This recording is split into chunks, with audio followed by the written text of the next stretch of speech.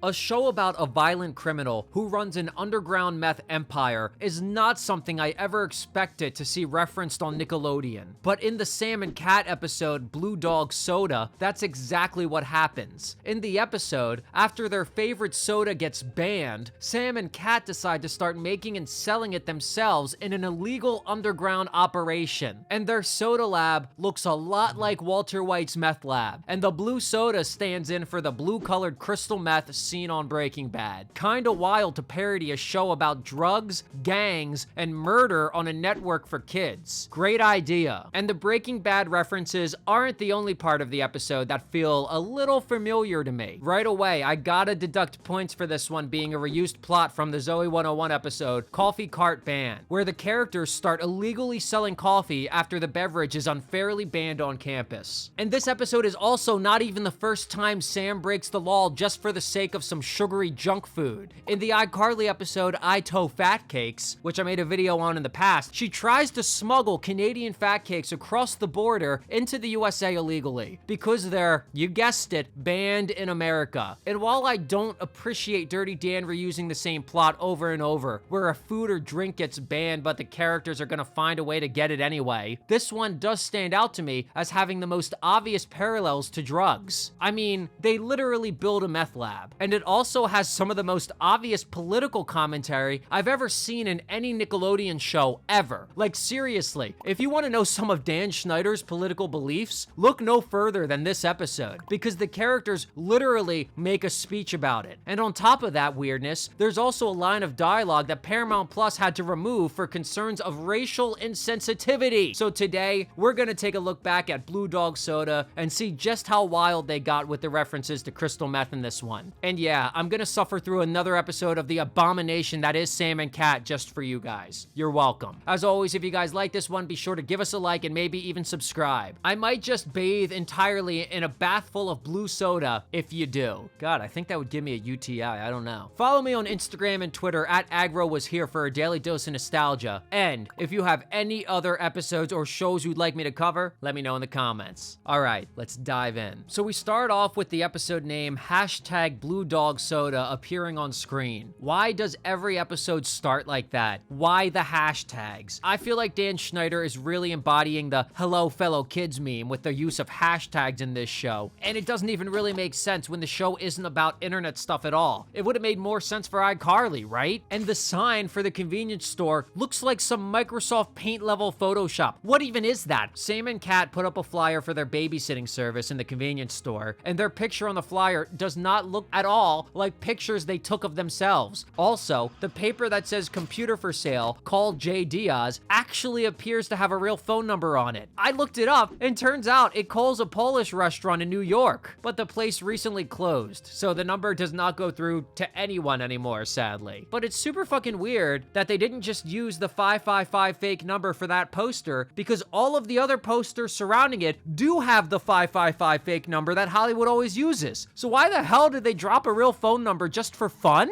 And I just noticed this convenience store is actually called Handy Quick. Huh. I need a handy real quick? Hand job and quickie? Interesting name. Maybe I'm just a fucking perverted ass loser, but it sounds like it has some sexual connotations. I'm gonna go get a Blue Dog. Do you want one? Yeah, sure, I'll drink a Blue Dog. Genuinely, I don't know how people can stand to listen to Cat for more than fucking 2 seconds, man. Yeah, sure, I'll drink the Blue Dog. The way she speaks is so irritating that it makes me want to fill my eardrums up with quick dry cement. And this is not even remotely the same Cat from the earlier seasons of Victorious. You're Tori, right? Uh-huh. You were so awesome in the big showcase. Oh, thanks. My name's Kat. Like the animal. What's that supposed to mean?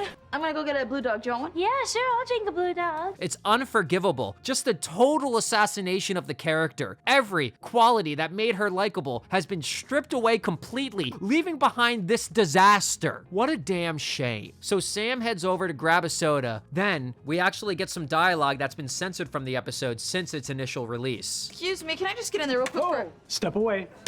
Step away? I'll step on your neck. Oh my god. I love how he just stares at her and she just stares back. It's just a crazy thing to say. But yeah, this episode was actually removed from Netflix entirely because of that one line from Sam, due to concerns about it being, insensitive following the death of George Floyd. The episode was eventually put back up with that one line cut out. Excuse me, can I just get in there real quick? Oh, step away.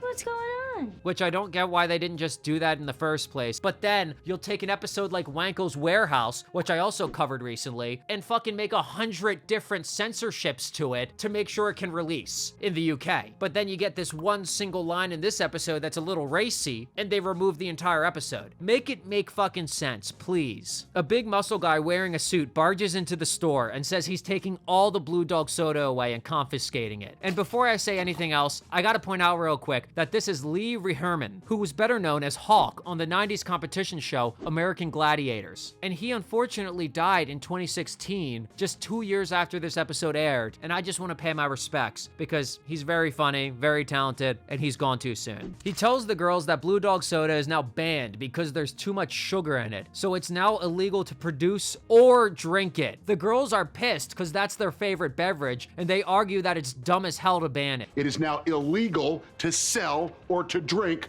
Blue Dog soda. Did you know that some people drink 10 to 12 bottles of this junk per day? Just because some people drink too much of it, now nobody can have any? That's right, because the public is too stupid to be trusted with things that they enjoy. Alrighty, this episode is really heavy on the Dan Schneider does a political commentary. And I gotta be honest, it makes no sense that this man is here confiscating the soda, but also, it seems like banning it was his own idea. What is this man's role exactly? Because if he's the one who's personally responsible for banning the soda, is he a fucking congressman or is he a cop? Because if he's a cop, then it doesn't make sense that he made the law himself. He just enforces it. So what the hell is his actual job? 我不喜欢你这样讲，完全不合理。 Shut up. That's actually funny. That got a laugh out of me, I'll admit it. So he takes away all their Blue Dog soda, then says maybe he'll call them to babysit sometime, then takes a picture of their poster and fucks off. And then we get the seizure-inducing theme song. Genuinely, it hurts to look at. It's probably the worst intro to any Nickelodeon show I've ever seen. And I got some hate for saying this in my last video, but I stand by it. This shit is jarring. It's jumpy. Cut to Kat, and who is this guy? Their neighbor? Just a random dude friend? I don't really know who he is in relation to them. No, no, no. What? You're supposed to let go of it and then swing your hips. Ah. Yeah. How do I say this? There's a fine line between having a funny, dumb character and straight up making fun of special needs people. This individual has to have some kind of diagnosis, right? Guess what's inside this case? A squirrel? No. A squirrel. Did the show really need another dumb character when Kat is already filling that role? It worked a lot better to have Kat next to someone like Jade, where there was a contrast between their personalities. But now we just got Dumb and Dumber over here. My last bottle of Blue Dog soda. Check it out. Wait, what do you... Okay, that was kind of funny. Meanwhile, Sam is working on creating her own knockoff version of Blue Dog soda in their kitchen. Kat tells her she's doing it all wrong and says based off the flavor profile of Blue Dog soda, she thinks that she can figure it out herself. I should have this knocked out in about 3 hours. Well, imagine if someone took 3 hours to just crack the formula to Coca-Cola in their fucking kitchen.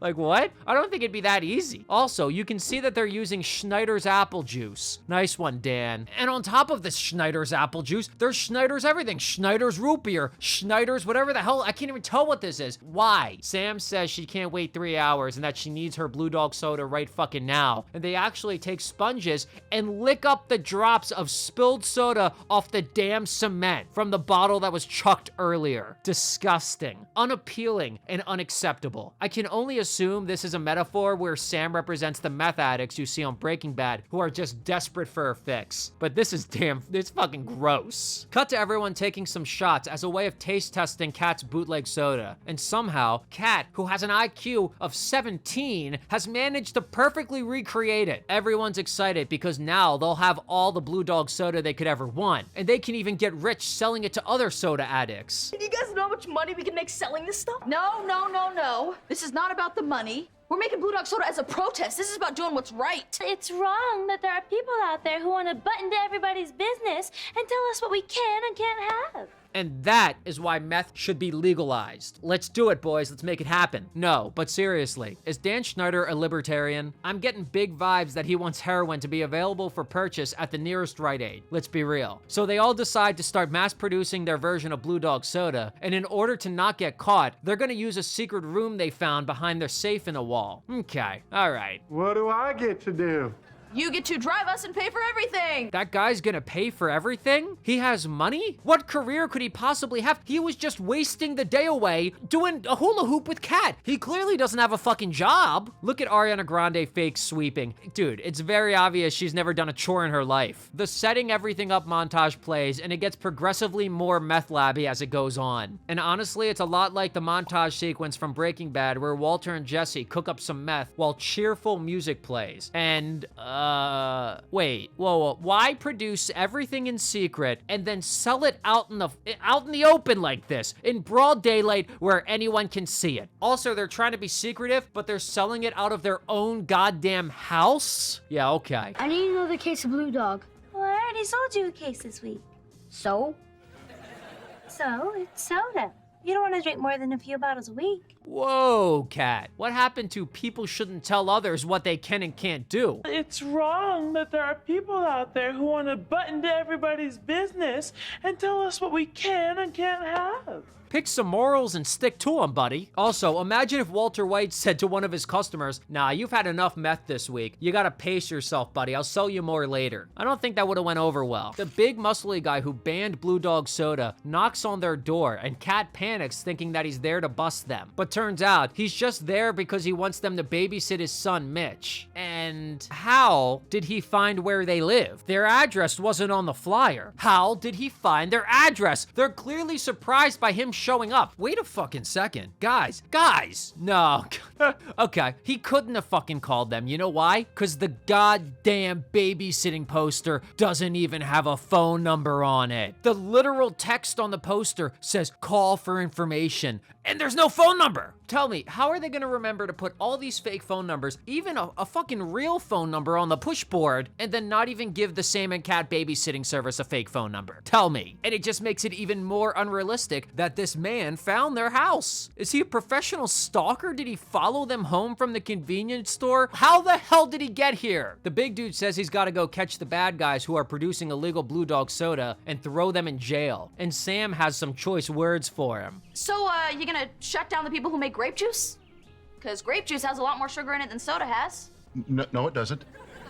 Yeah, it does. Grape juice has lots more sugar than soda. It's fucking grape juice, man. It has grapes in it. That's a fruit. It contains 70% the recommended daily dose of vitamin C. And grape juice also has a ton of minerals like magnesium, potassium, and copper. So yeah, even though it's high in sugar, it's definitely misleading to act like it's equally as unhealthy as soda. I'll be back to pick up the kid later. I love you, Daddy. Don't embarrass me. Okay, that was funny. I'll admit that one got me. So he drops off his kid and leaves. And they immediately ditch the little boy and run off to a different room to talk. They pull the little bushy-haired kid and the special needs man out of the secret soda meth lab, and Kat says that she doesn't want to run a soda meth lab anymore because it's goddamn stressing her out. Sam says, fine, we'll just make one more big batch for ourselves, then be done. So everyone gets to work in the soda meth lab for one last time while Sam makes cheese carvings with the little boy. And when his dad comes to pick him up, he complains that he hasn't gotten any closer to catching the soda criminals. And okay, why does the kid's dinosaur cheese thing look like a cheese penis? It literally looks like a cheese cock and balls dildo from this angle. What the fuck? And of course, there's an explosion in the soda meth lab, causing them all to get caught. Busted. I'm no lawyer, but this evidence would never be admissible in court. He had no warrant. He just went running into Sam and Cat's bedroom without any consent, violating their Fourth Amendment rights. Too much of anything could be bad for you, but it's not fair to punish everybody. Just because some people can't control themselves. Don't you think people ought to be free to choose? This is America. What? They're all straight up arguing for the legalization of all recreational drugs. I mean, for a Nickelodeon show, this is kinda wild how blatantly political the message is. Muscle Man is moved to tears by their speech and he breaks down sobbing. And the big tall guy, Goomer I guess his name is, even looks annoyed by the plot of this episode. So does this mean he's gonna overturn the ban or just not turn them in? Does he even have the authority to overturn the soda ban? I'm still unclear what this man's role even is. Yes! Woo! To Blue Dog! Freedom! Yeah, dog soap. Oh, yeah.